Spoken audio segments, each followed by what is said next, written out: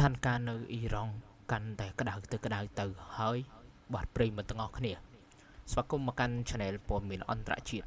បាទបច្ចុប្បន្ននេះផងដែរប្រទេសអ៊ីរ៉ង់កំពុងប្រឈមមុខនឹងការតវ៉ារបស់ប្រជាពលរដ្ឋនៅក្នុងទីក្រុង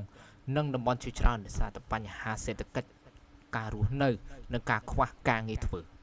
ការតវ៉ាទាំងនេះត្រូវបានចាត់ទុកថាជាការតវ៉ាដ៏ធំមួយបំផុតក្នុងរយៈពេលប្រមាណឆ្នាំចុងក្រោយនេះហើយបានធ្វើឲ្យស្ថានភាពក្នុងប្រទេសអ៊ីរ៉ង់កាន់តែតានតឹងខ្លាំងមែនទែនបាទចំពោះបញ្ហានេះគឺយើងដកស្រង់បាទចេញពីសារព័ត៌មាន Reuters ចំពោះប្រទេសអ៊ីរ៉ង់តែម្ដង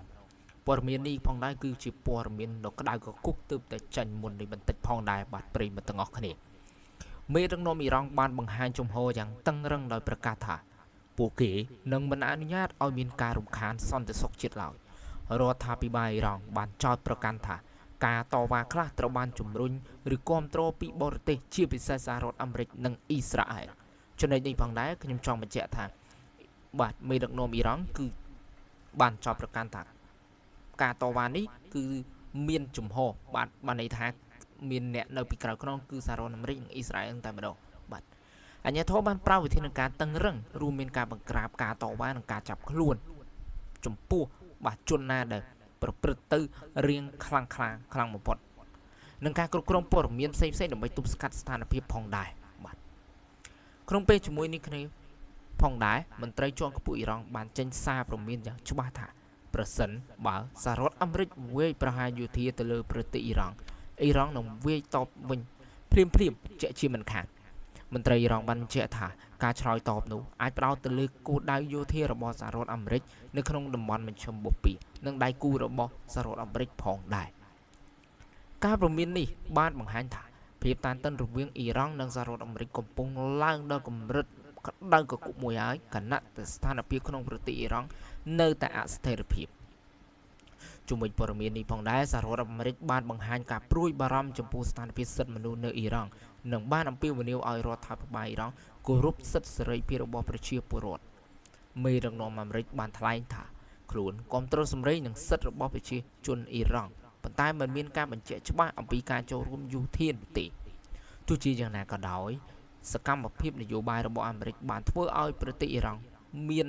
ការសង្ស័យនិងប្រុងប្រយ័ត្នខ្លាំងលើដើមអ្នកវិភាគមួយចំនួនបានព្រមានថាប្រសិនបើមានការប៉ះទង្គិចយោធារវាងអ៊ីរ៉ង់និងសហរដ្ឋអាមេរិកវាអាចនឹងនាំឲ្យតំបន់មជ្ឈមបូព៌ាធ្លាក់ចូលក្នុងវិបត្តិធ្ងន់ធ្ងរខ្លាំងជាងមុនតទៅទៀតវាអាចប៉ះពាល់ដល់សន្តិសុខតំបន់តម្លៃប្រេងពិភពលោកនិងស្ថិរភាពសេដ្ឋកិច្ចអន្តរជាតិផងដែរចំណុចមួយនេះផងដែរបាទប្រិយមិត្តខ្ញុំចង់បញ្ជាក់ថាបើសិនជាអាមេរិកវាយប្រហារអ៊ីរ៉ង់មែនពិភពលោកនឹងអាចជួបវិបត្តិធ្ងន់ធ្ងរខ្លាំងជាងនេះទៅទៀតផងដែរសរុបសេចក្តីមកអ៊ីរ៉ង់កំពុងប្រឈមមុខទាំងបញ្ហាផ្ទៃក្នុងនិងសម្ពាធអន្តរជាតិការតវ៉ារបស់ប្រជាពលរដ្ឋការបង្ក្រាបរបស់រដ្ឋាភិបាលនិងការព្រមានទៅកាន់អាមេរិកបានធ្វើឲ្យស្ថានភាពកាន់តែស្មុគស្មាញពិភពលោកកំពុងតាមដានយ៉ាងជិតស្និទ្ធថាតើវិបត្តិនេះនឹងអភិវឌ្ឍទៅរកការចរចាឬនឹងបណ្ដាលឲ្យមានការប៉ះទង្គិចកាន់តែធ្ងន់ធ្ងរជាងមុននេះផងដែរចំណុចមួយនេះផងដែរប្រសិនបើមានការប៉ះទង្គិចមែនរវាងសហរដ្ឋអាមេរិកនិងប្រទេសអ៊ីរ៉ង់នោះសភាវុធទំនើបនឹងចាប់ផ្ដើមបង្ហាញខ្លួនតែមកប្រិមិត្តយើងក៏សូមបន់ឲ្យថាប្រទេសទាំងពីរនេះកុំឲ្យតែមានចំនួនបន្តទៅទៀតផងដែរអរគុណសម្រាប់ការទស្សនាកុំភ្លេចជួយចុច like និង subscribe Channel ព័ត៌មានម្នាក់មួយបងប្អូនប្រិមិត្តដើម្បីទទួលបានព័ត៌មានអន្តរជាតិបន្តទៅទៀតអរគុណ